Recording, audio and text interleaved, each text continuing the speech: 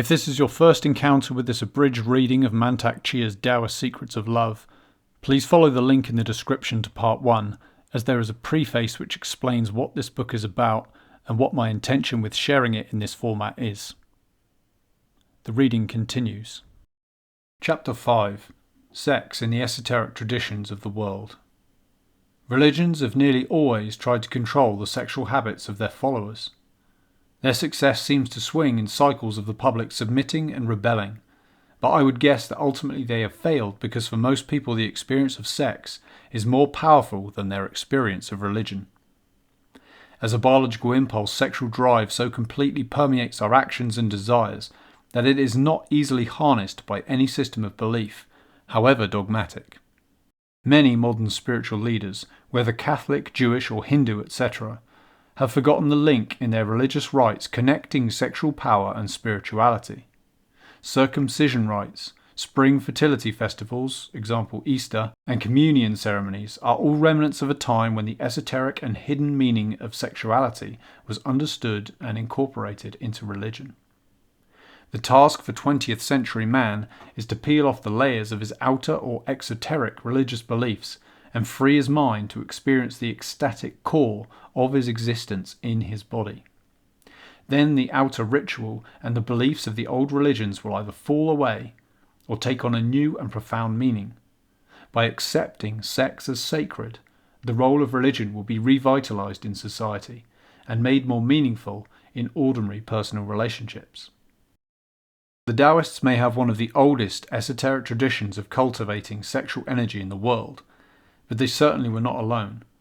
The idea for transforming sexual energy for spiritual purposes is well known in all the esoteric traditions of the world, both Eastern and Western. Although generally it has been guarded as a great secret, whether in Egypt, India, Tibet or Europe, the information that was revealed to the public was usually kept to a vague or abstract theological level.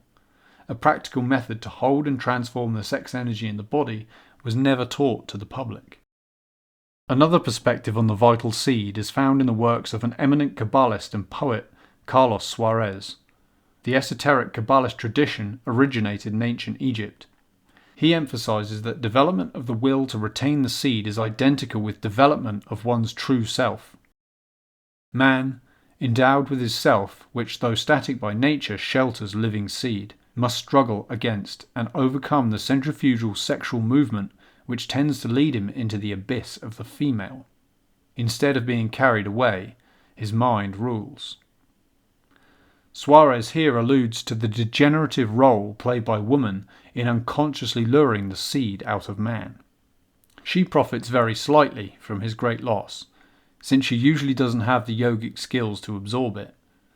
Woman is a bottomless pit for the man who incessantly gives his seed to her, although she can attempt to compensate this loss with her nearly inexhaustible female energy and love. Perhaps most important is the fact that the esoteric yogic practices of the Taoists were not buried in the rituals or lost on the changing doctrines of religion.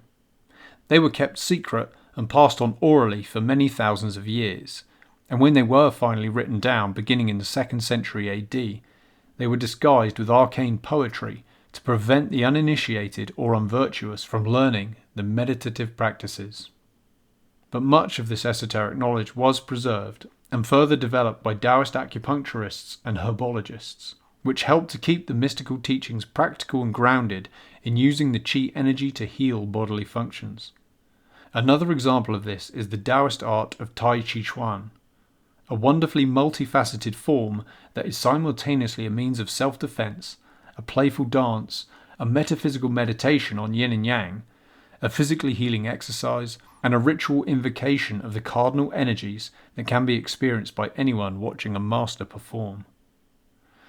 The actual Taoist practices themselves are as simple to understand as the sun and moon, because the ancient Taoists used the natural elements of the universe as their teacher. They watched the way plants and animals lived and died, how the weather affected their own metabolism, and how their subtle energies varied with the seasons, the Earth's tilt towards the sun and stars, and the phases of the moon. Before language was even invented, the sages observed the balance of forces in nature and then found that simple harmony within themselves. Life is simple and natural if you keep it that way. No extraneous cultural images or religious concepts are needed to decorate the original and natural vision of the Tao as harmonious nature.